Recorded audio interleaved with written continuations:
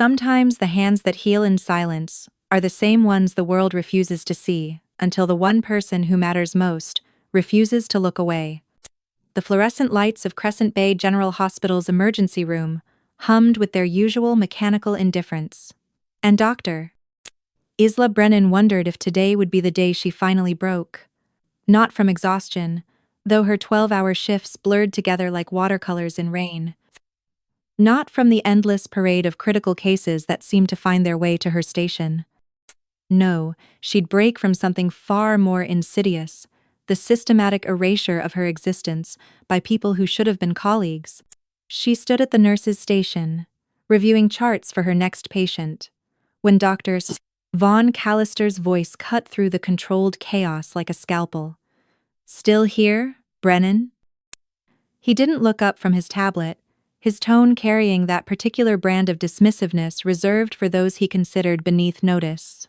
At 32, Vaughn had made a career out of collecting accolades and ensuring everyone knew it. His particular hobby seemed to be reminding Isla that her medical degree earned through night classes and scholarship scraps while working 3 jobs didn't carry the same weight as his Ivy League pedigree. "I'm working," Isla replied evenly, her fingers steady as she made notes despite the familiar clench in her stomach. The ER was one of the few places where competence mattered more than connections. Or so she'd thought when she'd clawed her way through medical school. "Working," Vaughn repeated, mockery dripping from the word as his friend Dr. Sienna Mordaunt joined him. Sienna was everything. Isla wasn't perfectly coiffed, impeccably connected, and utterly convinced that medicine was more about politics than patients. Is that what we're calling it when the hospital charity case pretends to be a real doctor? Behind them, 2 more physicians materialized, Dr. Marcus Ashford and Dr. Celeste Thrain, both from families whose names adorned hospital wings. They moved through the medical world with the confidence of people who'd never had to prove they belonged. "Did you hear?" Celeste purred, addressing Vaughn but keeping her crystalline gaze fixed on Isla. "The Alpha King Summit is this weekend. Every major hospital will be sending their chief physicians to present their research." She paused, her smile widening with calculated cruelty. "Well, every major hospital with proper representation." The words landed like a punch to the solar plexus. Isla's hand stilled on the chart. Caspian Nighthaven. They called him the youngest Alpha King to ever unite the Eastern Territories. So powerful that even the oldest packs bowed to his authority. Rumors painted him as brilliant and ruthless. A leader who'd revolutionized pack medicine, while simultaneously expanding his family's pharmaceutical empire into something that rivaled human corporations. His upcoming Healthcare Innovation Summit was the event of the decade. "Imagine," Marcus added, his voice thick with false sympathy, "having to explain to the Alpha King why Crescent Bay harbors a doctor who barely scraped through State University. Chief Rivera is already planning to keep her in the basement labs during any potential hospital tours. Can't have royalty thinking we have low standards." Isla's grandmother, Dr. Edith Brennan, had once told her that the sharpest minds were often forged in the hottest fires of adversity. But standing there, wearing scrubs that had seen better days, with 3 years of saving lives counting for nothing against pedigree and politics, Isla didn't feel sharp. She felt ground down, a blade that had been whetted so many times there was barely any steel left. "Nothing to say, Brennan?" Vaughn moved closer. Close enough that she could smell his expensive cologne, the kind that cost more than her monthly rent. Perhaps as, "Or are you dreaming of meeting the Alpha King?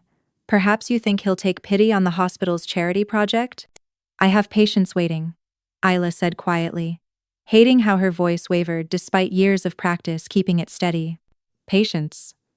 Vaughn plucked the chart from her hands, examining it with exaggerated scrutiny.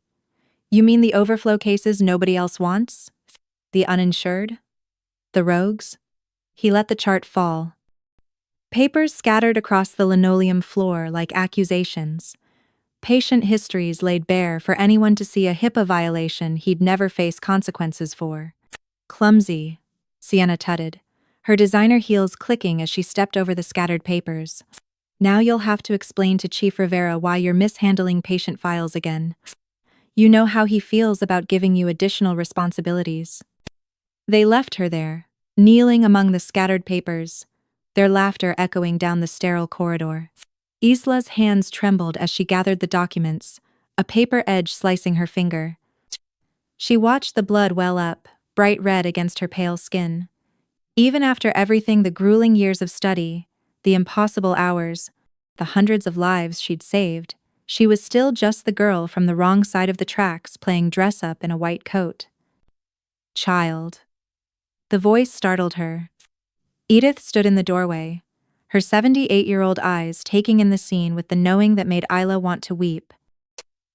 Her grandmother had been one of the first female surgeons at Crescent Bay, fighting battles that made Isla's struggles look like paper cuts. She moved with surprising grace for her age, though she'd retired from active practice 5 years ago. "Let me see," Edith said, taking Isla's bleeding hand in her weathered ones. She produced a bandage from her pocket. She always seemed to have exactly what was needed and wrapped the wound with practiced efficiency. "It wasn't my fault," Isla began, but her grandmother silenced her with a look.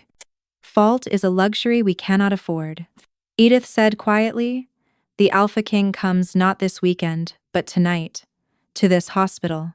In secret." Isla's heart stopped. "Tonight?" But Vaughn said. "Those peacocks know nothing. Chief Rivera received word an hour ago. The Alpha King travels incognito, seeking treatment for an injury sustained in a territorial dispute he once kept quiet. No publicity, no fanfare. Just the best emergency physician available." Her grandmother's eyes held something Isla couldn't quite name. "Rivera assigned the case to Vaughn, of course. But Vaughn is currently in surgery for another 3 hours, and the King's ETA is 20 minutes. So they'll reassign. You're the only ER attending available." Edith cupped Isla's face in her hands, and for a moment, Isla could have sworn she saw something flash in her grandmother's eyes, a glimmer of gold that shouldn't exist in human irises. Sometimes what appears to be cruel fate is actually destiny clearing the path. Your mother understood this before the accident. Isla's throat tightened. Her mother, Dr. Liana Brennan, had died when Isla was 16, just before Isla had decided to follow in her footsteps. The hospital whispered that she died from exhaustion, working herself to death trying to prove a scholarship doctor could be as good as the legacy admissions. But Edith had always insisted there was more to the story. "Chief Rivera will never let me treat him," Isla said. "He'll wait for Vaughn or call in someone from another hospital." "Which is why you won't tell him." Edith pressed something into Isla's palm, a key card, with unusual security clearance. "The King will arrive at the private entrance. Trauma Bay 3. He's traveling with minimal security to maintain secrecy. You'll have a window of maybe 30 minutes before Vaughn's out of surgery and Rivera realizes what's happened." "Grandmother, I could lose my license. Or you could save a life. Isn't that why you became a doctor?" Edith's expression softened. "Your mother's hands were magic, Isla. She could diagnose things others missed, sense internal injuries before scans confirmed them. The older doctors called it instinct. I called it gift. Then why couldn't she pass that gift to me? I'm barely tolerated here. Who says she didn't? Who says you're not exactly what you need to be?" Edith turned to leave, then paused. "Isla, remember that the universe doesn't make mistakes. It only creates opportunities for the worthy to prove themselves. Your mother wore that same white coat on her first solo emergency case.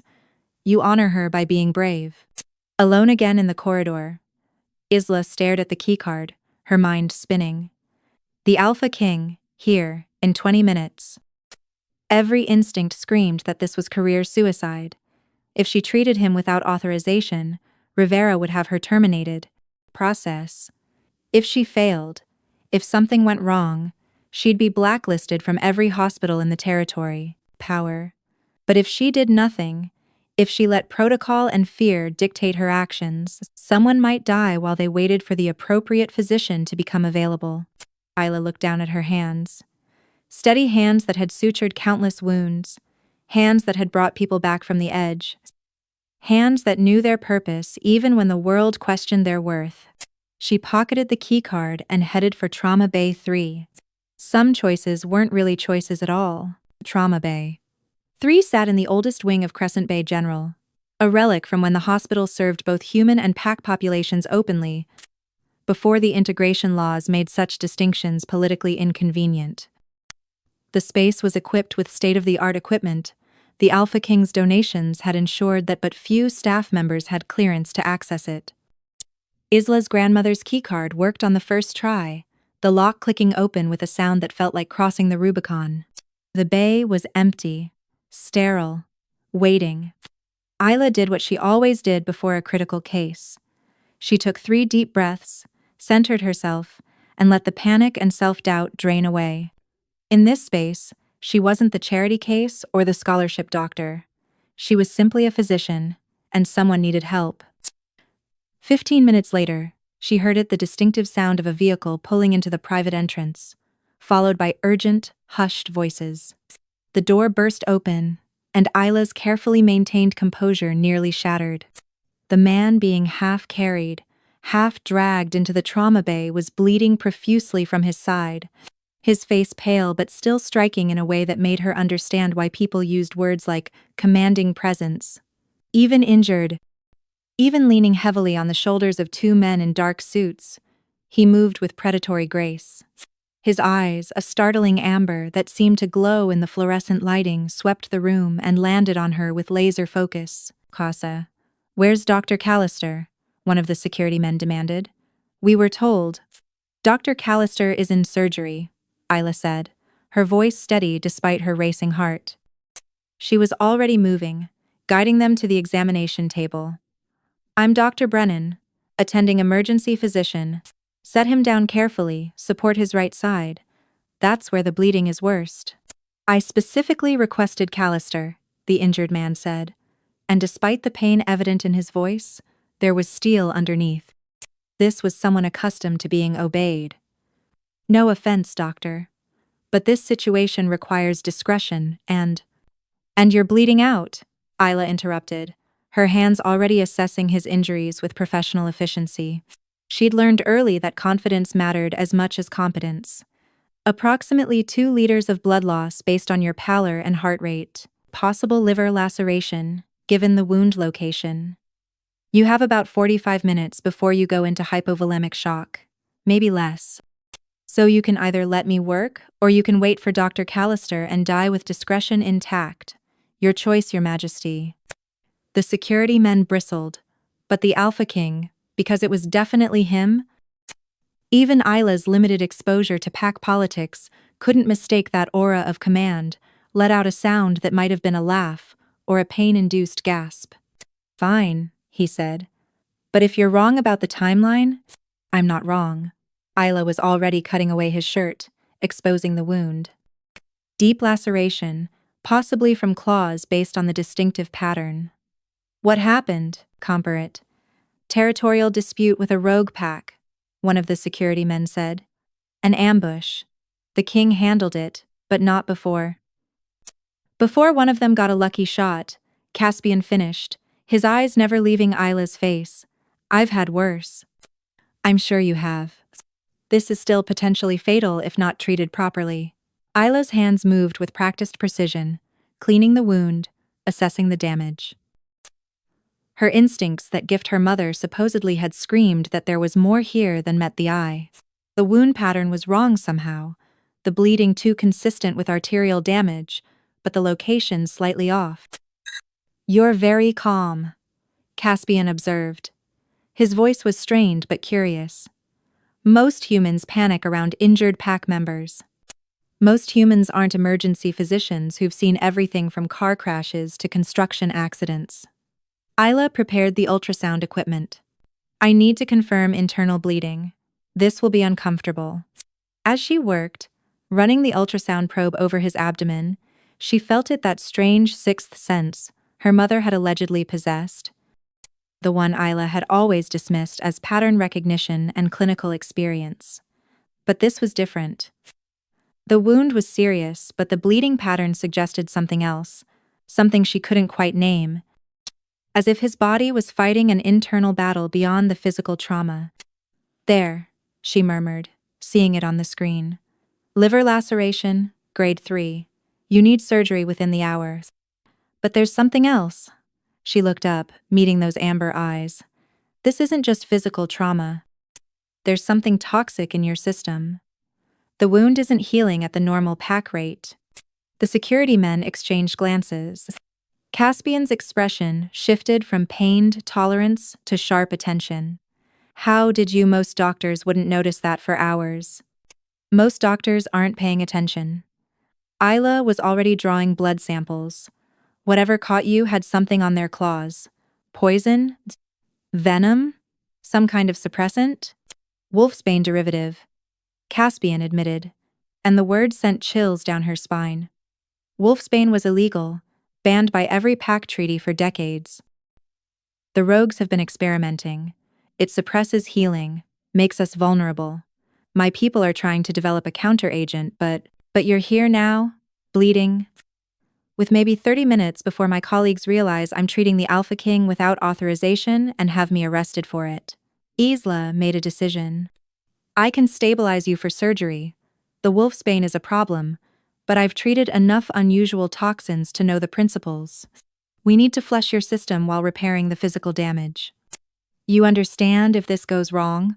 one of the security men started. "If this goes wrong, I lose my career, possibly my freedom, and the Alpha King dies on my table." Isla snapped. "I'm aware of the stakes. Are you going to let me work or stand there threatening me?" Caspian waved his security back. "Let her work." He caught Isla's hand as she reached for another instrument. His grip was strong despite the blood loss. "Why are you doing this? You know what will happen if this goes badly." Isla met his gaze squarely. "Because you need help, and I'm a doctor. It's really that simple." "Nothing is ever that simple." "Then maybe it should be." She gently extracted her hand and continued working. "Now stop talking and let me save your life. You can interrogate my motivations later." What happened over the next 45 minutes would later be described by the security team as miraculous, and by Isla simply as doing her job. She, stabilized the bleeding, administered a cocktail of medications to counteract the wolfsbane based on principles she'd learned, treating various poisonings, and prepared him for emergency surgery, all while maintaining the kind of calm, methodical approach that had gotten her through medical school despite everyone betting against her. Caspian watched her through it all, his amber eyes tracking her movements with an intensity that would have been unnerving if she'd had the bandwidth to care. There was something in his gaze that Isla couldn't quite read. Surprise, certainly, but also something else. Recognition? Respect? She didn't have time to analyze it. "Vitals are stabilizing," she announced as she finished the final prep. "The wolfsbane is still in your system, but I've counteracted the worst effects. You need surgery to repair the liver laceration, but you're no longer in immediate danger of bleeding out." "You saved my life," Caspian said simply. "I did my job." Isla was already cleaning up, hyper-aware that her window was closing. Vaughn's surgery had to be nearly finished. "Your people need to get you to an OR now. I'll recommend Dr. Sato from the surgical team. She's excellent and discreet." "Wait." Caspian tried to sit up, winced. "Your name, Dr. Brennan. Isla Brennan?" "Yes." "I want you on the surgical team." "That's not how it works. I'm emergency medicine, not a surgeon. And I don't care how it works. You saved my life. You noticed things others would have missed. I want you there. Your Majesty, with respect, I'm not even supposed to be here. Chief Rivera will have my head when he finds out, and requesting me for your surgical team will only make it worse." The door burst open. Chief Rivera stood there, flanked by Vaughn and Sienna, his face purple with rage. "Dr. Brennan, what the hell do you think you're—" He stopped, seeing Caspian on the table, seeing the stabilized IV lines and monitoring equipment, seeing the evidence of expert emergency care. "Ah," Caspian said, his voice carrying authority despite his prone position. "You must be Chief Rivera." I believe I have Dr. Brennan to thank for saving my life. I was just requesting her presence on my surgical team. The silence that followed could have been cut with a scalpel. Vaughn's face went through several shades of red. Sienna looked like she'd swallowed something sour. Rivera opened and closed his mouth several times, clearly trying to recalibrate. Your Majesty. Rivera finally managed. Dr. Brennan acted without authorization. Protocol requires. Protocol would have had me bleeding out waiting for Dr. Callister to finish his surgery. Caspian interrupted smoothly. Dr. Brennan showed initiative, skill, and saved my life. If you have an issue with that, Chief Rivera, we can discuss it after I've recovered.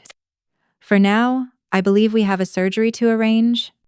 Isla stood frozen, caught between her colleague's murderous glares and the Alpha King's unexpected protection. She'd saved his life, yes, but in doing so, she'd also painted an even larger target on her back.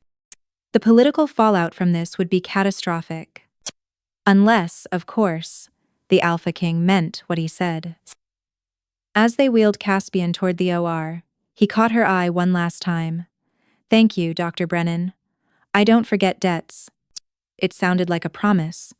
Or maybe a warning. Isla wasn't sure which would be more dangerous. The surgical observation room was crowded with hospital brass, who'd materialized like vultures, once word spread that the Alpha King was under their roof. Isla stood in the back, technically present, because Caspian had requested it, but effectively invisible to the attendings and administrators jockeying for position near the viewing window. Dr. Sato worked with her usual meticulous precision below, repairing the liver damage while carefully monitoring for any residual wolfsbane effects. Unbelievable, Vaughn muttered nearby, not bothering to lower his voice. She violates every protocol in the book and gets rewarded for it. She got lucky, Sienna agreed. If anything had gone wrong, she'd be facing criminal charges. Nothing went wrong because she's skilled. A new voice cut in, Pio. Isla turned to find her grandmother standing beside her, having appeared with that uncanny silence she'd always possessed. Edith might be retired, but her reputation still carried weight, whether you want to acknowledge it or not. With respect, Dr. Brennan. Rivera said carefully he'd never dare antagonize Edith directly. Your granddaughter's actions, however well-intentioned, created a diplomatic incident. If the Alpha King hadn't explicitly approved, but he did approve. Explicitly. Edith's smile was sharp. Perhaps the question isn't why Isla acted, but why your protocols left a critically injured patient without immediate care. The observation room fell into uncomfortable silence. Below, Dr. Sato was closing, the surgery apparently successful. Isla felt the tension in her shoulders ease fractionally. Caspian would recover. Whatever political fallout she faced, at least she hadn't killed the Alpha King. Dr. Brennan. One of the security men approached her, the same one who'd questioned her credentials in the trauma bay. His Majesty has requested your presence during his recovery. He'd like to speak with you once he's awake. That's highly irregular, Rivera started. His Majesty was quite clear. The security man said, his tone making it obvious this wasn't a request. Dr. Isla Brennan, no one else. But the looks Isla received as she followed the security detail could have curdled milk. But beneath the anxiety and the surreal nature of the situation, she felt something else stirring.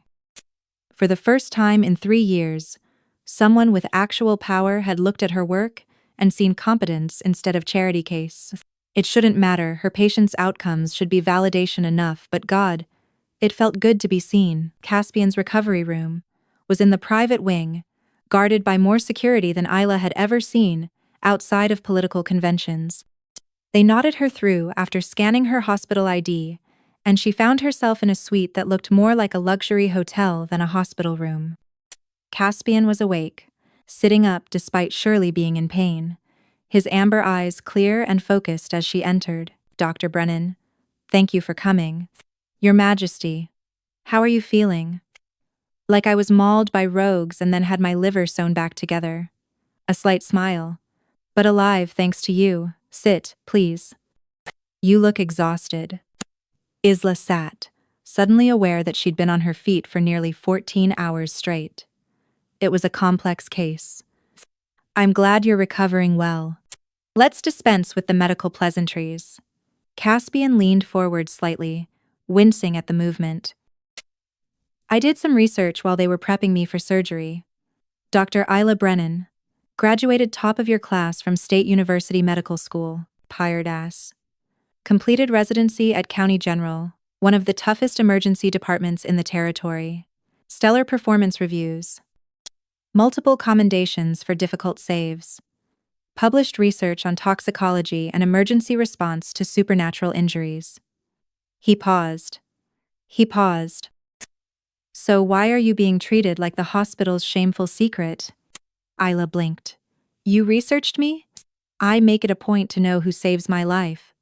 Your credentials are impressive. Yet from what I observed, you're being systematically undermined by your colleagues. Why? Because my medical degree doesn't come with the right pedigree, Isla said bluntly.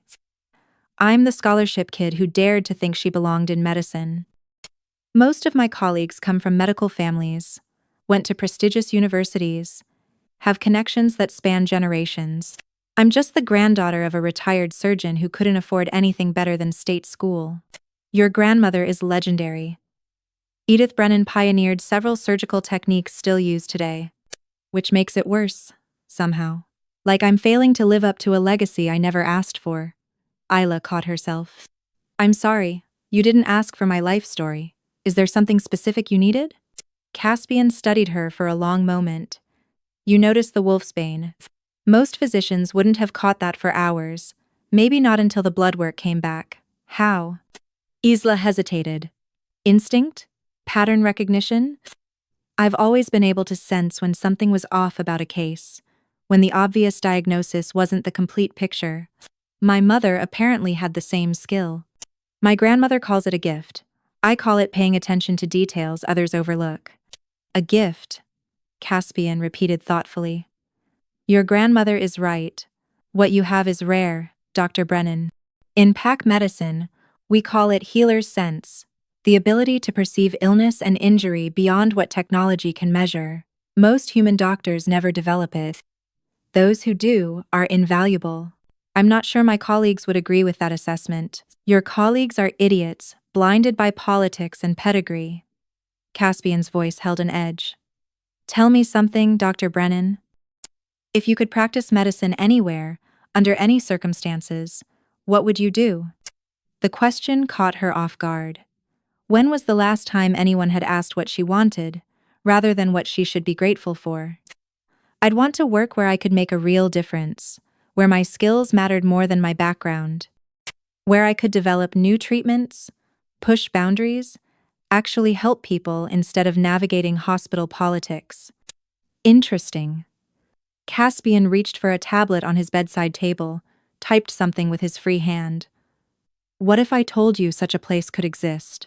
I'd say that sounds too good to be true. Perhaps.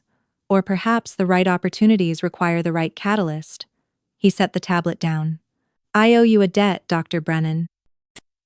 A life debt. In pack culture, that's not something taken lightly. I'd like to repay it. Alarm bells rang in Isla's head. That's not necessary. I was doing my job. You were risking your career. Don't think I didn't notice. Rivera would have crucified you if I hadn't intervened. Your colleagues clearly already make your life difficult. This incident won't improve that situation. He wasn't wrong. Isla had felt the target on her back expand with every passing hour. I'll manage. I'm sure you will, but humor me. Caspian's smile was enigmatic. I'll be recovering here for a few days, doctor. Sato insists, and she's terrifying enough that I'm not arguing. I'd like you to oversee my care personally. Not as a political favor, but because you're genuinely the best qualified to monitor for any residual wolfsbane effects. Your Majesty, Caspian. Given that you've seen me bleeding on a table and sewn me back together, I think we can drop the formalities in private, Caspian. Isla said carefully. Having me as your primary care physician will only cause more problems with my colleagues. Good. Let them be uncomfortable. Maybe it will motivate them to actually be better physicians instead of political climbers. His expression grew serious. Doctor, Brennan Isla, I meant what I said about not forgetting debts. Allow me to do this. Consider it the first installment on repayment. There was something in his tone that suggested this was about more than medical care. But exhaustion was catching up with her. And frankly, the idea of having any kind of official protection from Rivera's wrath was too tempting to refuse. All right, she agreed. I'll oversee your recovery. But no special treatment, and you follow medical advice. Even the parts you don't like. Even the parts I don't like, Caspian agreed, amusement flickering in those amber eyes. Though I warn you, I'm a terrible patient.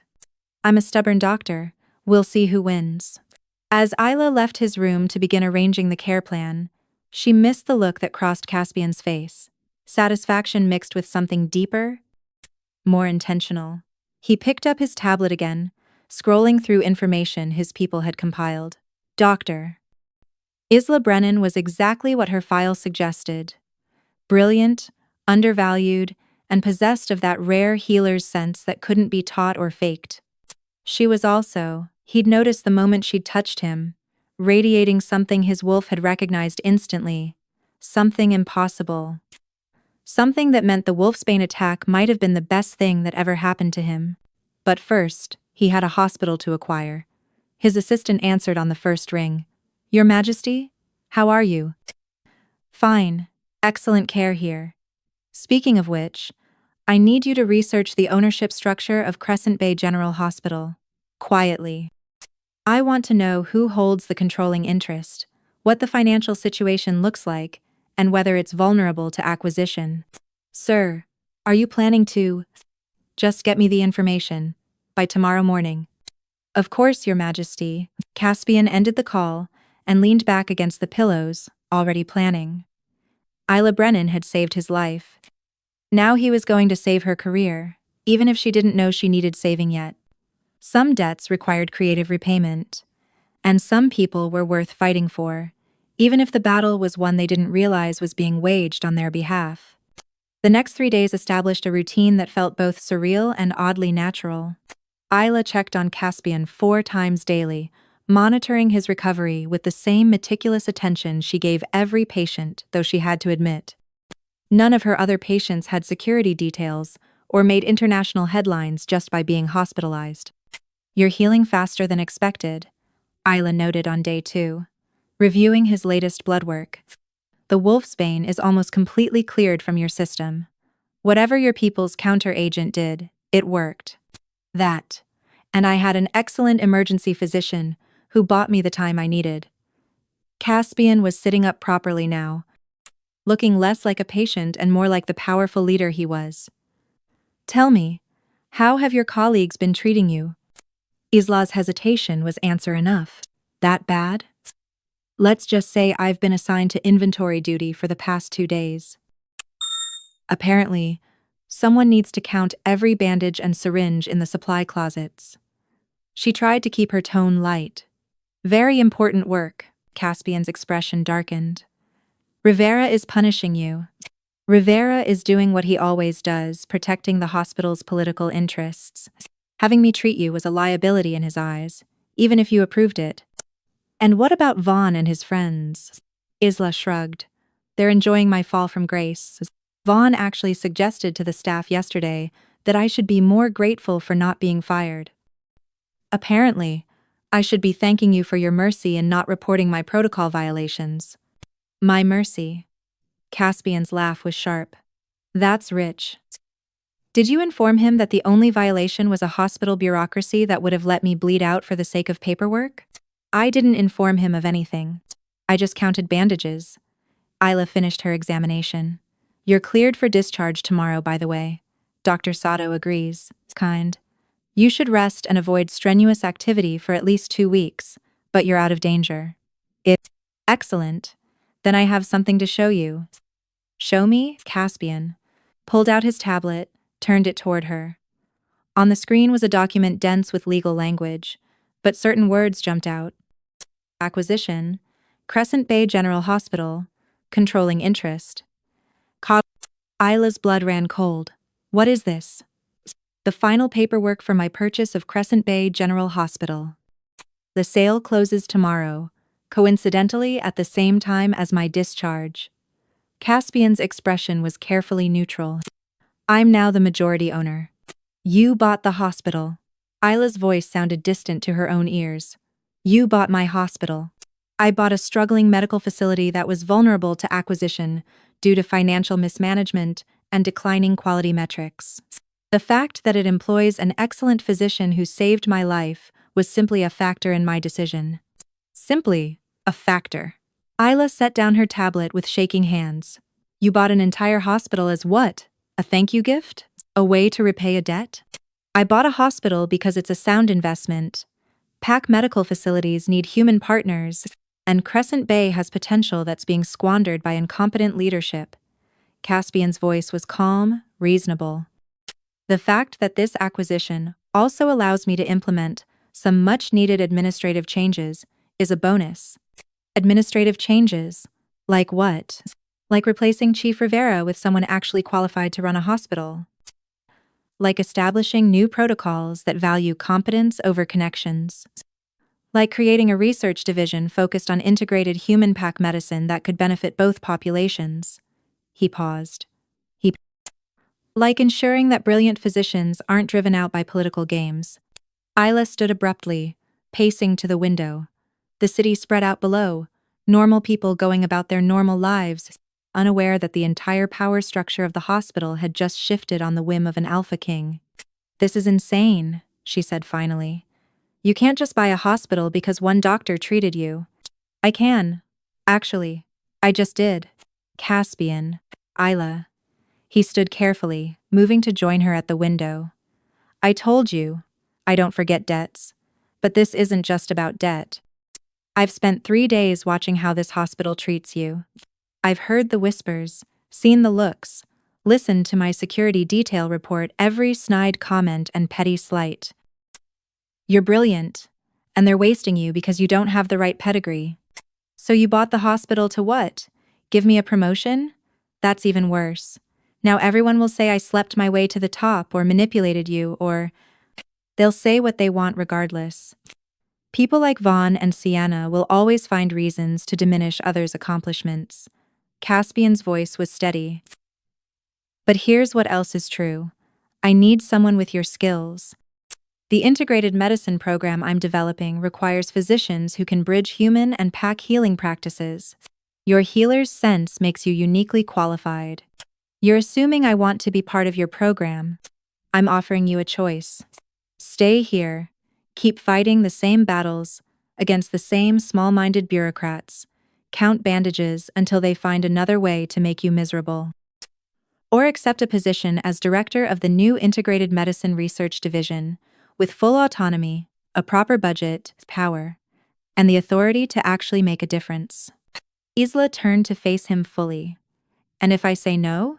If I tell you this is too much, too fast, too insane? Then I still own the hospital, still replace Rivera, and still hope you'll reconsider eventually. Caspian's amber eyes held hers, but I think you won't say no, because you didn't become a doctor to count supplies in closets. You became a doctor to save lives and push boundaries and prove that competence matters more than pedigree. This is your chance to do all of that. He wasn't wrong. Every word he said resonated with the dreams she'd had in medical school, before hospital politics had ground her down. The chance to actually research, to develop new treatments, to work without constantly looking over her shoulder for the next petty sabotage, it was everything she'd wanted. This is crazy, she said again, but with less conviction. Most worthwhile things are. Caspian smiled. Think about it. You don't have to decide right now. Take the weekend, talk to your grandmother, consider your options. But know that the offer is genuine, and it's not going away. Isla nodded slowly, her mind spinning with possibilities and dangers in equal measure. I should finish my rounds. Of course, doctor. As she left, Isla felt the weight of Caspian's gaze following her. The Alpha King, who'd bought a hospital just to see her again. It should terrify her. Instead, it felt like something else entirely, like destiny, maybe, or opportunity, or the universe's way of saying that sometimes the most unexpected paths led exactly where you needed to go. She'd think about it, carefully, rationally, but deep down, she already knew what her answer would be. Word spread through Crescent Bay General Hospital with the speed and devastation of a wildfire. By Friday morning, every employee knew that the Alpha King had acquired controlling interest. By Friday afternoon, everyone knew that Chief Rivera had been asked to resign. By Friday evening, the rumors about why this had happened had mutated into a dozen different conspiracy theories, most of which painted Isla as either a manipulative seductress or a helpless victim, depending on who was telling the story. Isla avoided the cafeteria and the main corridors, finishing her shift in relative isolation. When she finally made it to the parking garage, exhausted and emotionally wrung out, she found her grandmother waiting by her car. "We need to talk," Edith said without preamble. "If this is about the hospital sale, it's about you and the choice you're about to make." Edith gestured toward her own car. "Come on. I'll buy you coffee, and you can tell me why you're considering turning down the opportunity of a lifetime." 20 minutes later, they sat in a quiet corner of Edith's favorite cafe, expensive lattes cooling between them. Isla had just finished explaining the situation, Caspian's offer, her doubts, the impossible position she found herself in. "So let me understand," Edith said when she'd finished. "The Alpha King, one of the most powerful figures in the territory, has offered you directorship of a research division, full autonomy, and the resources to actually accomplish something meaningful, and you're hesitating because it's insane, because people will say I didn't earn it, because he bought a hospital, grandmother, an entire hospital. That's not normal. Since when has anything worth doing been normal?" Edith sipped her coffee. "Your mother faced similar choices, you know, before you were born." Isla straightened. "What do you mean?" "Liana was offered a position at a prestigious research hospital, full funding, cutting-edge work, everything she'd ever wanted. She turned it down because she was afraid people would say she'd only gotten it through connections, through me." Edith's voice grew quiet. She stayed at Crescent Bay instead, trying to prove herself to people who were never going to see her worth anyway. And it killed her. The accident wasn't an accident, not really. Edith met Isla's eyes. "Your mother collapsed during a 72-hour shift. She was exhausted, running on nothing but stubbornness and determination to prove she was as good as the doctors who'd had every advantage handed to them. Her heart gave out. She was 34 years old." Isla's hands trembled around her coffee cup. She'd known her mother had died from overwork, but hearing it stated so baldly, understanding the full tragedy of a brilliant life, cut short by pride and fear, it hurt in a way she hadn't expected. "I don't want you to make her mistake," Edith continued. "I don't want you to destroy yourself trying to prove something to people who are determined not to see it. The Alpha King has seen your worth. He's offering you a chance to actually use your gifts instead of having them slowly suffocated by hospital politics. Why is that so hard to accept?" "Because I wanted to earn it on my own." "You did earn it. You saved his life. You demonstrated skills that most physicians never develop. You proved your worth when it mattered most." Edith reached across the table, covering Isla's hand with her own. "Sometimes earning something doesn't mean suffering for it. Sometimes it means being brave enough to accept the opportunities we've created through our own competence. What if I fail? What if everyone is right, and I'm just the charity case who got lucky? Then you fail, and you get back up and try again. That's what doctors do." Edith squeezed her hand. "But I don't think you'll fail. I think you're going to do exactly what your mother should have done. You're going to take this chance and transform it into something extraordinary." Isla sat with that for a long moment, feeling pieces of something settle into place. Her mother's story, her own struggles, the unexpected opportunity that Caspian had literally bought for her. "It's still insane," she said finally.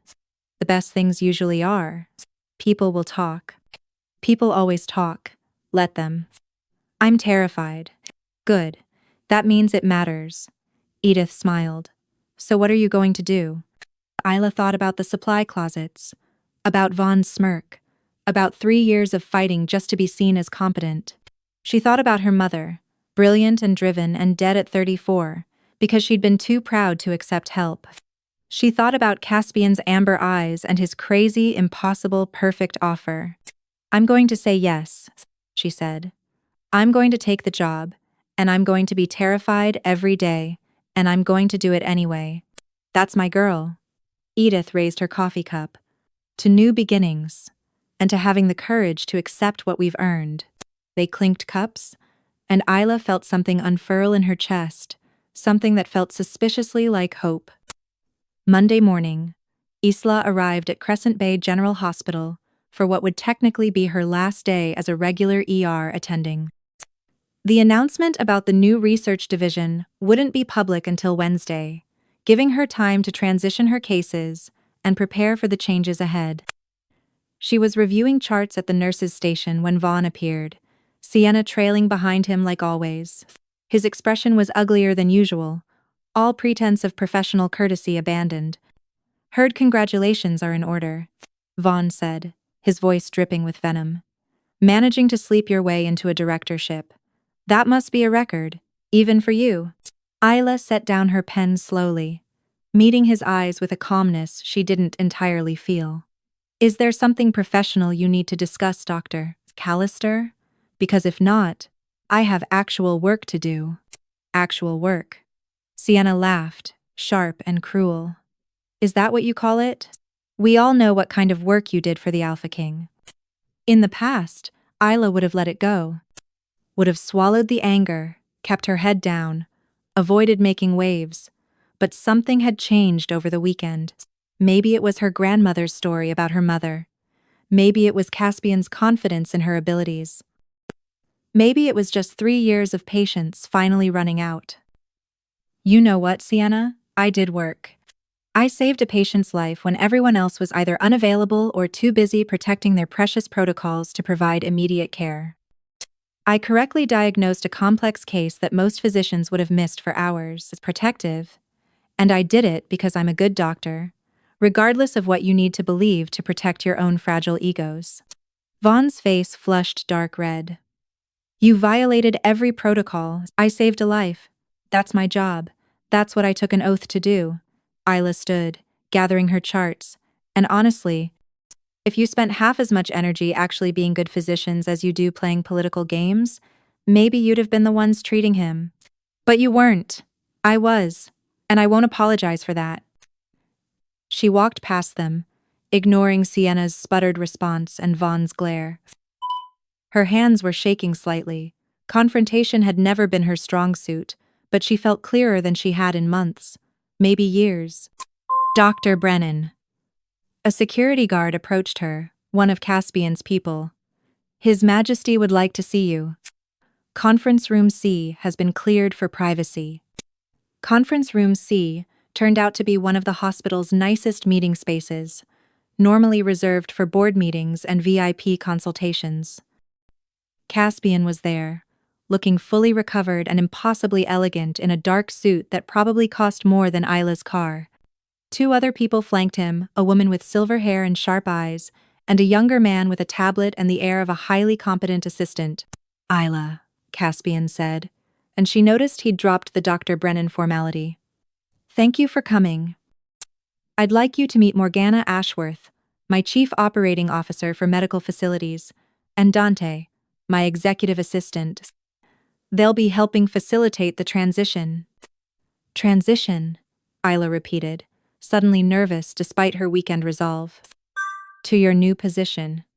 Morgana's smile was professional but warm. If you've decided to accept, that is. His Majesty mentioned you were considering the offer. Isla took a deep breath. I have. Decided, I mean. I'd like to accept the position as Director of Integrated Medicine Research. Caspian's smile was subtle but genuine. Excellent. Then let's discuss specifics. Morgana? What followed was 2 hours of the most surreal conversation Isla had ever experienced. They discussed budget allocations that made her head spin, staffing options that included recruiting from both human and pack medical schools, research priorities that aligned perfectly with her own interests, and facility renovations that would transform an entire wing of the hospital into a state-of-the-art research center. You'll have full autonomy over research direction, Morgana explained. His Majesty is funding the division personally, which means no hospital board politics interfering with your work. You'll report directly to him quarterly on progress, but day-to-day operations are entirely your purview. What about staff? Isla asked. I'll need people who are open to integrated approaches, not just traditional practitioners set in their ways. You'll have authority to hire your own team, Caspian said. We've already identified several promising candidates from our initial search, but the final decisions are yours. If you want to recruit your grandmother as a senior consultant, that's your choice. Isla blinked. The idea of working with Edith again, having her grandmother's expertise and wisdom available daily, it was almost too good to imagine. There is one condition, Caspian added, and Isla's stomach clenched. Here it was, the catch. What condition? I need monthly progress reports, and I'll want to be involved in reviewing major research directions. Not to interfere, he added quickly, seeing her expression, but because I'm genuinely interested in this field. I've been working on pack medical advances for years, but the integrated approach combining human medical technology with pack healing knowledge, that's the future. I want to understand what you're discovering. It was possibly the most reasonable condition Isla could have imagined. I can agree to that. Then we have a deal. Caspian extended his hand, and Isla shook it, feeling the warmth of his grip and the significance of the gesture. This was real. This was happening. One more thing, Dante spoke up, tapping his tablet.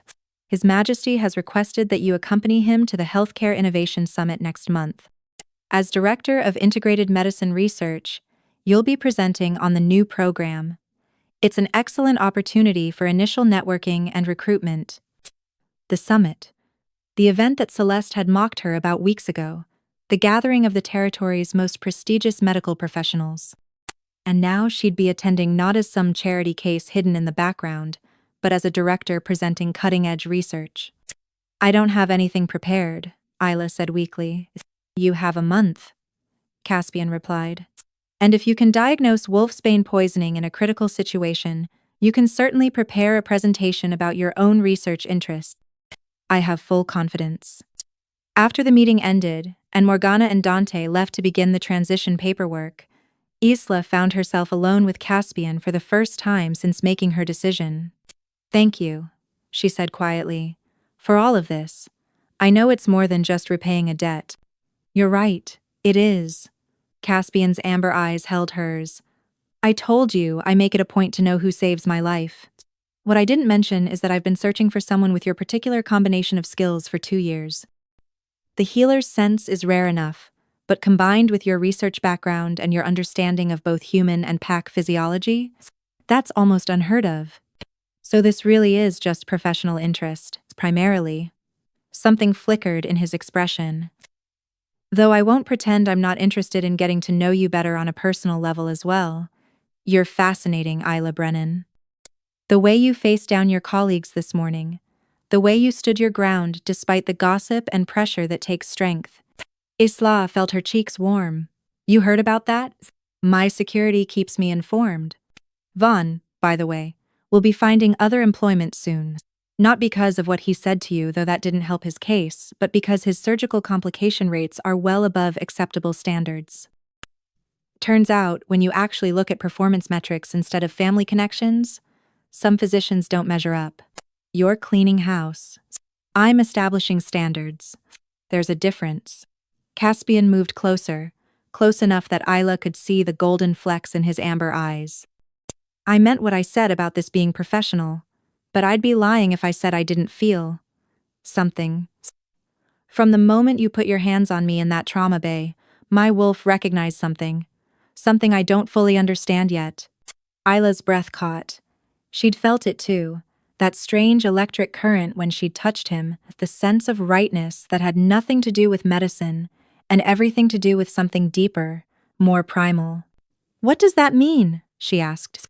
I don't know yet. Maybe nothing. Maybe everything. Caspian's smile was slightly rueful. But I'm patient. And I think we both have more important things to focus on right now than whatever this is between us. You have a research division to build. I have a hospital to reform. We can figure out the rest as we go. It should have been disappointing, that lack of clarity. Instead, it felt like relief. No pressure, no expectations beyond the professional. Just the possibility of something more, waiting to be explored when the time was right. Then I should get back to work, Isla said. I have patients waiting, and apparently I need to start thinking about hiring a research team. Apparently you do. Caspian stepped back, giving her space but keeping his eyes on hers. Welcome aboard, Director Brennan. I look forward to seeing what you accomplish. As Isla left the conference room and returned to the emergency department, she felt lighter than she had in years. The hallways looked the same. The fluorescent lights still hummed with mechanical indifference, but everything had fundamentally shifted. She wasn't the charity case anymore, the scholarship doctor constantly fighting for scraps of respect. She was director of integrated medicine research, with resources and authority, and the backing of the most powerful alpha in the territory. More than that, she was a physician who'd proven her worth when it mattered most, who'd saved a life, and earned an opportunity through her own competence and courage. Her mother would be proud, Isla thought. Edith definitely was. And maybe, just maybe, Isla was starting to be proud of herself too. The story could have ended there, with Isla accepting the position, with the promise of professional success and personal growth. But life, as both a doctor and an Alpha King knew well, rarely followed the neat narrative arcs of stories. 2 weeks into her transition to the new role, Isla arrived at the hospital to find chaos. An emergency alert had gone out overnight, a rogue pack attack on a human settlement near the border. Casualties were being routed to Crescent Bay and 2 other major hospitals, and every available physician was being called in. Isla found herself in Trauma Bay 1, the largest of the emergency rooms, coordinating with a team of doctors and nurses as victims poured in. Burns, lacerations, broken bones. Shock, it was carnage, on a scale she'd rarely seen outside of major disasters. Dr. Brennan. A nurse called out, "We've got an alpha coming in. Critical condition. Multiple wounds, possible internal bleeding. ETA, 2 minutes. Isla's instincts fired. Get Trauma Bay 3 ready. I'll take him. She was prepping when Caspian himself arrived, not as a patient but as the Alpha King responding to an attack on his territory. He found her in the corridor, covered in another patient's blood, exhausted but focused. Isla, I heard you were coordinating response. We've got 37 victims so far, more coming. I'm taking the critical Alpha case in Bay 3. That's Nathaniel Frost, one of my regional commanders. Caspian's expression was grim. He was leading the defense of the settlement. If he's critical, then I need to go. Isla started moving, but Caspian caught her arm. The wolves responsible for this used wolfsbane weapons. Advanced versions of what they used on me. If Nathaniel has been exposed, then I'll handle it. I know what to look for now. Isla met his eyes. Trust me.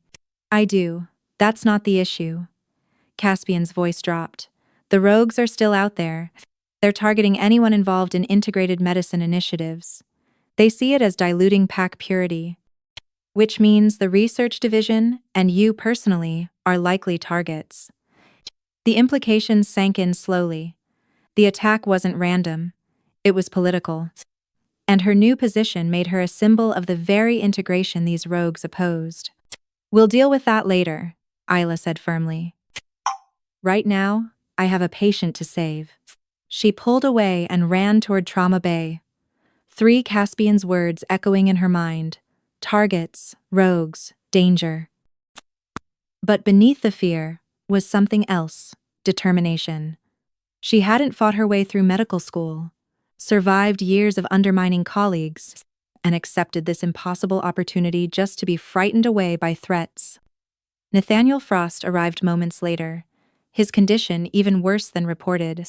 Isla threw herself into the work, her healer sense guiding her as she identified not just one, but 3 different wolfsbane derivatives in his system.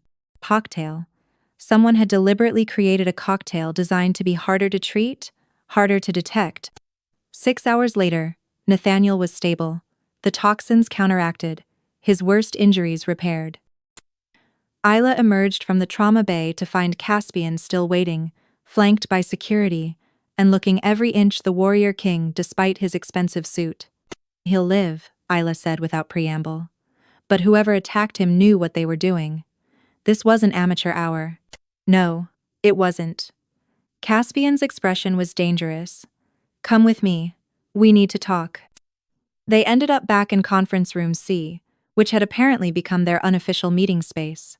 Caspian dismissed his security, leaving them alone. The moment the door closed, his carefully controlled facade cracked slightly. "You could have been killed," he said quietly, "if the rogues had targeted the hospital instead of the settlement, if they'd known you were here. But they didn't, and I'm fine. This time." Caspian ran a hand through his hair, a gesture of frustration she'd never seen from him. "Isla, I brought you into this. The research division, the integrated medicine initiative, it's my project, my vision. If something happened to you because of that, nothing will happen to me." Isla moved closer, driven by instinct to comfort despite the professional boundaries they'd carefully maintained. "I'm not naive. I understand there are risks, but there were always risks.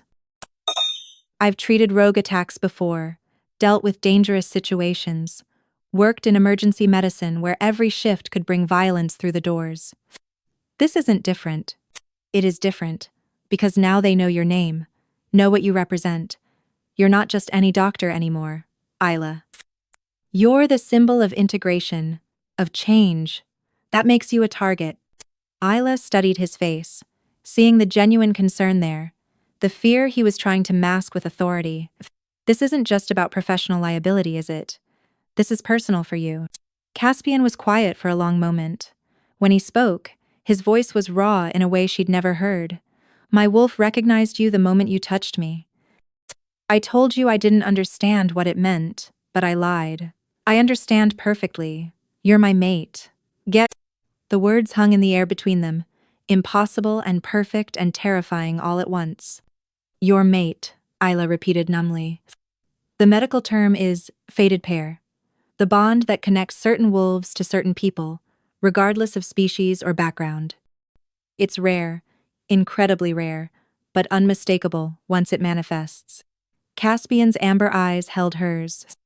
"I've been trying to give you space, to let you adjust to the new position without adding this complication. But after today, after nearly losing Nathaniel and realizing that you could have been in that settlement, could have been targeted, I can't keep pretending this is just professional interest." Isla's mind raced. Mate bonds, fated pairs, the stuff of pack legend, the mystical connection that supposedly transcended normal relationship dynamics. She'd always dismissed it as romantic mythology, but standing here, feeling the pull toward Caspian that she'd been trying to rationalize as respect or gratitude or simple attraction. "I'm human," she said weakly. "So? Mate bonds don't care about species.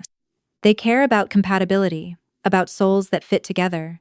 Caspian moved closer, close enough to touch though he didn't. "Point. I'm not asking you to accept it right now. I'm not demanding anything, power. But I won't lie about what you are to me, not when your safety is at stake." "What I am to you," Isla echoed. "Which is what exactly?" "Everything." The word was simple, absolute. "You're everything, Isla Brennan. My mate, yes. But also the first person in years who's challenged me intellectually, who's made me rethink assumptions, who's proven that sometimes the most valuable things come from the most unexpected places. I bought the hospital to repay a debt and to protect you, yes. But I also did it because the thought of you suffering one more day under people like Rivera and Vaughn made my wolf want to burn the whole place down." Isla should have been frightened, should have been overwhelmed by the intensity of it all. Instead, She felt that same sense of rightness she'd experienced in the trauma bay. The feeling that this, impossible as it was exactly where she was meant to be. I don't know how to be someone's mate, she admitted. I barely know how to be a research director. I'm still figuring out how to not be the charity case everyone dismissed. Then figure it out together with me. No pressure, no timeline. Just be open to the possibility. Caspian finally reached out, his hand cupping her cheek with surprising gentleness. I've waited 32 years to find you, Isla. I can wait as long as you need to feel ready for this. What if I'm never ready? What if I can't be what you need? You already are what I need. Brilliant, stubborn, compassionate, brave. Everything else, we'll figure out as we go. Isla leaned into his touch, letting herself feel the connection she'd been trying to rationalize away. The mate bond, if that's what this was, thrummed between them like a living thing, warm, insistent, patient. I need time, she said finally. To process, to think. This is a lot. Take all the time you need. Caspian's thumb brushed her cheekbone. Just promise me you'll be careful. The rogues are still out there, and they will come after symbols of integration. Which means you need security. I'm not having bodyguards follow me around. You are if you want to keep working in the field. Non-negotiable. His tone left no room for argument. Either you accept protection, or I shut down the research division until the threat is contained. Isla pulled back, glaring. You can't do that. I can, and I will. Your safety matters more than any research program. That's not fair. No, it's not. Neither is the fact that violent extremists want to hurt you for daring to bridge medical practices. We don't live in a fair world, Isla. We live in a dangerous one, and I will do whatever it takes to keep you safe, even if you hate me for it. They stared at each other, wills clashing, until finally Isla sighed. Fine. Security, but they stay subtle. I won't have armed guards following me into patient rooms. Subtle guards, I can work with that. Caspian's expression softened. Thank you. Don't thank me for accepting basic safety measures after you threatened to shut down my entire division, Isla grumbled, but there was no real heat in it. The man had just declared her his fated mate and was terrified of losing her. She could grant him this. I should get back to my other patients, she said. The ER is still processing casualties. And I need to coordinate the response to the attack. Caspian moved toward the door, then paused. Isla, for what it's worth, I think you're going to be an extraordinary research director and an extraordinary mate when you're ready. After he left, Isla stood alone in the conference room, her mind whirling with everything that had happened in the past few hours. Rogue attacks, mate bonds, security details, the impossible becoming routine with dizzying speed. Her phone buzzed, a text from Edith. Heard about the attack. Are you all right? Isla typed back. I'm fine, but we need to talk.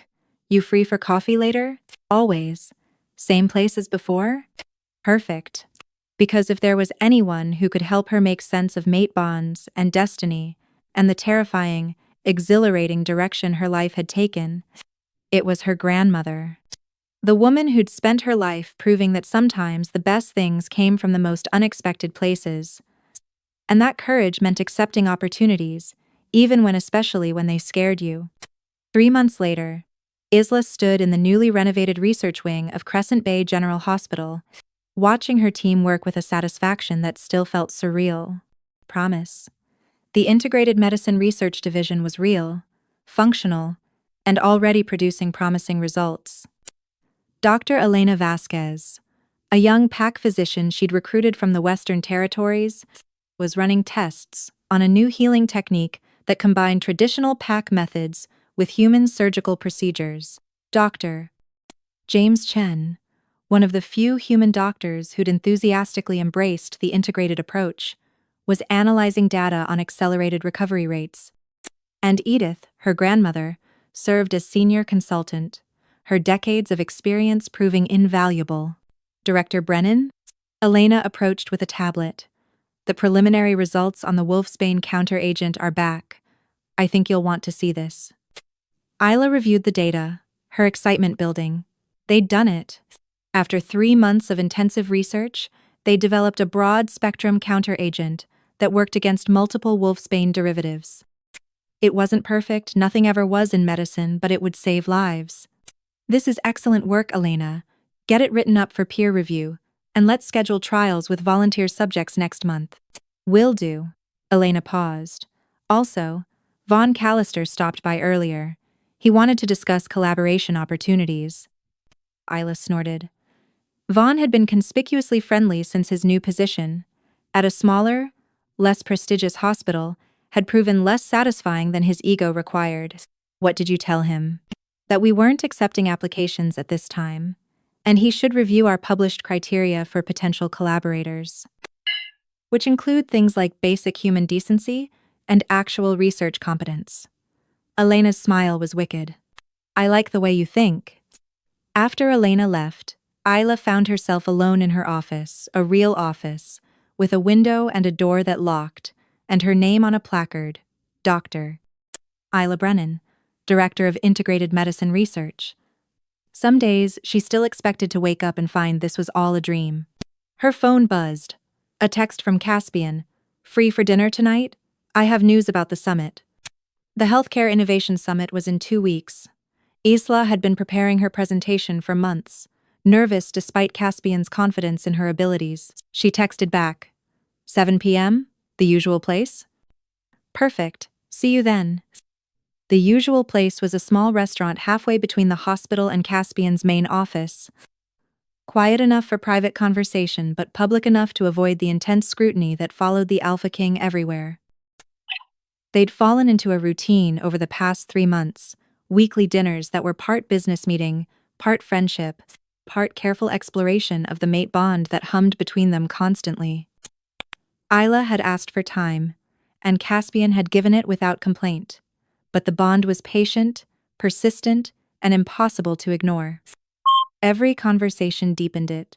Every shared laugh strengthened it. Every moment of intellectual connection or mutual respect or simple companionship wove them together more tightly. She wasn't fighting it anymore. She'd moved past that initial panic into something more like acceptance, even anticipation. The question wasn't whether she'd fully accept the mate bond she knew she would eventually. The question was when and how, and what that would mean for both their lives. That evening, Isla arrived at the restaurant to find Caspian already there, looking slightly less formal than usual in dark jeans and a button-down shirt. He stood when she entered, his amber eyes warming as he saw her. You look tired, he said without preamble, though his tone was concerned rather than critical. 30-hour shift, Isla admitted, sliding into the booth across from him. We had a complex case hybrid patient with complications from both human and pack treatments.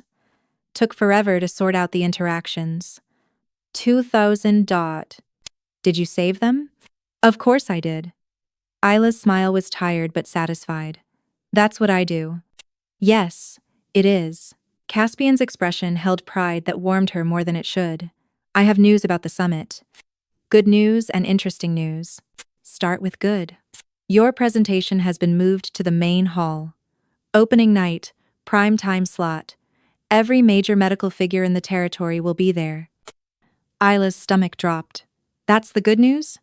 Yes, because it means your work is being taken seriously. The interesting news is that several physicians have already requested meetings with you during the summit, including some who were less than supportive of integrated approaches before. Let me guess. They're seeing the preliminary results we've published and suddenly want to be involved. Precisely. Caspian's smile was slightly predatory. How you handle those requests is entirely up to you. Isla thought about Vaughn, about Sienna and Marcus and Celeste, about all the doctors who'd dismissed her as a charity case. I'll handle them professionally, but I won't forget who stood by me and who didn't. That's my mate. The words slipped out casually, but they hung in the air between them. Isla met Caspian's eyes, seeing the question there, wondering if she'd object to the possessive language, if she was ready for that level of acknowledgement. Your mate, Isla repeated quietly. Is that what I am? If you'll have me. Caspian reached across the table, offering his hand palm up. An invitation, not a demand. I know I said no pressure, and I meant it. But it's been 3 months, Isla. 3 months of dinners and conversations and working together and growing closer. I think you know your answer, pied. The question is whether you're ready to say it out loud. Isla looked at his hand, strong, scarred from battles she could only imagine, capable of incredible gentleness. She thought about the past 3 months, about how he'd supported her research without interfering, protected her safety without smothering her independence, challenged her intellectually while respecting her expertise. He'd kept every promise, honored every boundary, and made her feel valued in ways she'd never experienced before. She placed her hand in his, feeling the electric warmth of the mate bond flare between them. Yes, she said simply. I'm your mate, and you're mine.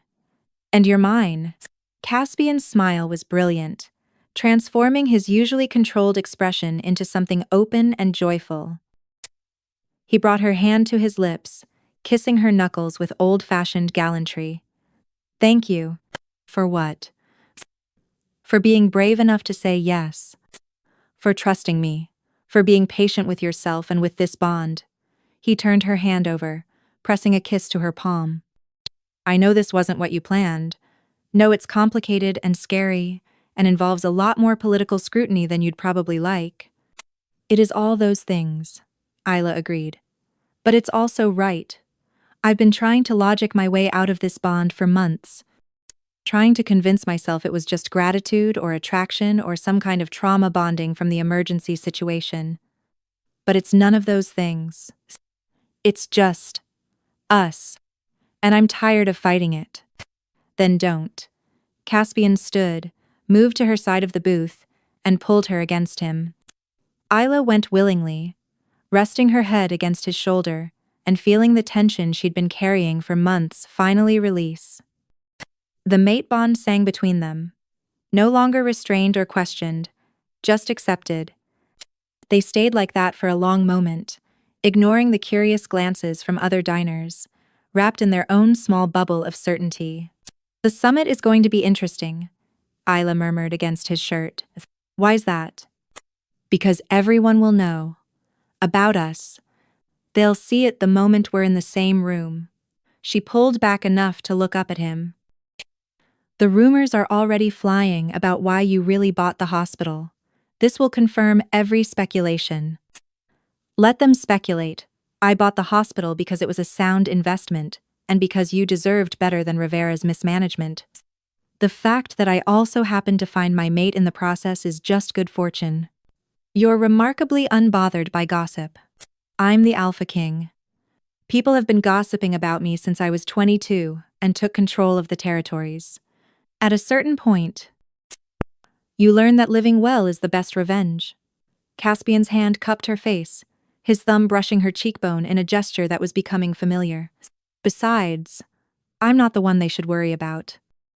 You're going to stand on that stage in 2 weeks and present research that will transform integrated medicine. You're going to show every doctor who doubted you exactly what you're capable of.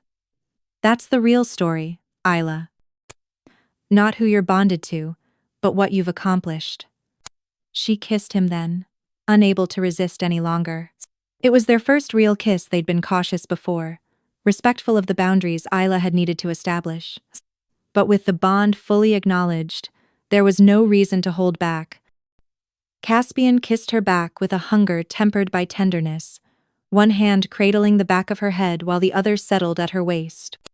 When they finally broke apart, both breathing hard, Isla felt like something fundamental had shifted, not just between them, but in herself. The girl who'd hidden in supply closets to avoid bullies was gone. In her place was a woman who'd built a research division, developed life-saving treatments, and earned the respect of one of the most powerful figures in the territory, not through manipulation or luck, but through competence and courage. I love you, she said, the words surprising her even as she spoke them. But they were true, undeniably so. Caspian's expression softened into something that made her breath catch. I love you too. Have since the moment you told me to stop talking and let you save my life. They laughed, the tension breaking into something lighter, more playful. They finished dinner talking about the summit, about research priorities, about the house Caspian had been designing that he hoped she'd consider sharing with him. Normal couple things. Except they were an alpha king and a human doctor bound by a mystical connection that shouldn't exist but did. Later, as Isla drove home with Caspian's security detail following, at a discreet distance, she'd gotten used to them. Eventually, she thought about how far she'd come. 4 months ago, she'd been counting bandages in a supply closet, invisible and undervalued. Now she was directing cutting-edge research, presenting at prestigious summits, and mated to the Alpha King. It was insane. It was impossible. It was perfect. Sometimes, she thought, the best things in life came from the moments when you chose to be brave despite your fear. When you saved a life without thinking about the consequences. When you accepted opportunities that seemed too good to be true. When you said yes to love even when it complicated everything. Her phone buzzed with a text from Edith. Heard through the grapevine that you and a certain Alpha King were seen being rather affectionate at dinner. It's coming 5. Want to tell your grandmother what's going on. Isla smiled, typing back. Coffee tomorrow? I have a lot to tell you. I'll bring champagne. This calls for celebration. It did. Isla thought. It really did. The Healthcare Innovation Summit was everything Isla had feared and hoped for simultaneously. The venue was stunning, a massive conference center in the territorial capital, filled with the most brilliant medical minds from dozens of PACs and human institutions. Everywhere she looked, she saw doctors she'd read about, researchers whose work had inspired her own, administrators whose decisions shaped healthcare policy. And they were all there to hear her speak. Isla stood backstage, reviewing her notes for the 100th time, trying to calm the butterflies rioting in her stomach. The presentation was solid. She knew her material cold, but knowing something intellectually and feeling confident about it were two different things. You're going to be brilliant, Caspian said, appearing beside her with the uncanny timing he'd developed over their months together. Stop second-guessing yourself. Easy for you to say. You've given hundreds of presentations. And I'm nervous every single time. He adjusted her collar, a proprietary gesture that would have annoyed her 4 months ago, but now just felt comforting. The difference between confidence and fear isn't whether you're nervous, it's whether you let the nerves stop you. Very philosophical for an Alpha King. I contain multitudes. Caspian's smile was warm, grounding. Besides, I've read your presentation. It's exceptional. You're going to change minds tonight, Isla, including some that have been closed for decades. Quote, a stage manager approached. Dr. Brennan? 5 minutes. Isla took a deep breath, centering herself the way she did before complex cases. This was just another challenge, another opportunity to prove her competence. She'd faced hostile colleagues, life-threatening emergencies, rogue attacks, and mate bonds. She could handle one presentation. I'll be in the front row, Caspian said quietly. If you need to ground yourself, just look at me. She kissed him quickly. They'd gone public about their relationship the week before, much to the gossip column's delight, and headed toward the stage. The introduction was being made, her credentials read aloud to the packed auditorium. Dr. Isla Brennan, Director of Integrated Medicine Research, Crescent Bay General Hospital, published researcher, pioneer in hybrid medical treatments. No mention of charity case or scholarship doctor. Just her accomplishments, spoken with respect. Isla walked onto the stage, the lights bright and blinding, until her eyes adjusted. Then she could see them hundreds of faces, some curious, some skeptical, some openly hostile. She found Caspian in the front row, exactly where he'd promised, his amber eyes steady and confident. Good evening, Isla began, her voice stronger than she'd expected. I'm here tonight to talk about the future of medicine and why the divisions we've maintained between human and pack healing practices are not just outdated, but actively harmful to both populations. A murmur ran through the crowd. Good. She had their attention. For the next 40 minutes, Isla presented her research. She showed data on recovery rates, treatment efficacy, cost-benefit analyses. She discussed the philosophical underpinnings of integrated medicine, the ethical considerations, the practical challenges. She answered the obvious objections before they could be raised, and provided evidence for claims that would have seemed outrageous just months before. Most importantly, she told stories. The hybrid patient, who'd nearly died from conflicting treatments, Nathaniel Frost, who'd survived wolfsbane poisoning because she'd applied principles from both healing traditions. The dozens of smaller cases where integrated approaches had made the difference between life and death. By the time she finished, the auditorium was silent. Then, starting from the front row where Caspian sat, applause began. It spread like wildfire, not the polite golf clap of academic conferences, but genuine, enthusiastic recognition. Isla stood there, slightly stunned, as the ovation continued. This was real. They were actually listening. The Q&A session that followed was intense but respectful. Even the skeptical questions came from a place of genuine intellectual curiosity rather than dismissive hostility. Isla fielded them all with growing confidence, drawing on months of research and her natural gift for explaining complex concepts clearly. When it finally ended, she was swarmed by doctors wanting to discuss collaboration, institutions offering resources, researchers requesting more information. It was overwhelming and exhilarating and proof that she'd been right. Integrated medicine was the future, and she was helping shape it. Caspian extracted her eventually, his security, creating a polite but firm barrier. "You need a break before the networking reception, he said. "Come on." He led her to a quiet room, off the main hallway, closed the door, and pulled her into his arms. "You were magnificent." I was terrified. You were both, and you did it anyway. That's courage, Isla. He kissed the top of her head. I'm so proud of you. Isla leaned into his embrace, letting the adrenaline drain away. Did you see their faces? They were actually listening. Not just being polite, but genuinely engaged. Because you gave them something worth listening to. You always do. Before she could respond, her phone rang. Edith's number, play. I have to take this, Isla said, pulling back reluctantly. Of course, Isla answered. Grandmother? Isla. Edith's voice was thick with emotion. I'm watching the live stream. Your mother would be so proud. Hell, I'm proud enough for both of us. Tears pricked Isla's eyes. Thank you. No, thank you. For being brave, for not making her mistake, for accepting the opportunities you've earned and using them to do something extraordinary. Edith paused. Also, the Alpha King is clearly besotted with you, which is adorable. Isla laughed through the tears. He's standing right here. Good. Tell him I approve. Now go to your reception and accept all the accolades you deserve. We'll celebrate properly when you're back. After she hung up, Isla wiped her eyes and turned to find Caspian watching her with an expression that made her heart flip. What? She asked. Just thinking about how lucky I am. That a rogue attack sent me to the one hospital with the one doctor who could save my life and also happened to be my perfect mate.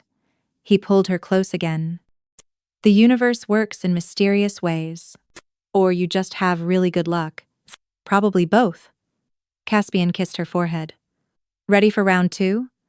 The reception will be even more intense than the presentation. With you there? I can handle anything. And she could. Because she wasn't the scared girl hiding in supply closets anymore. She was Dr.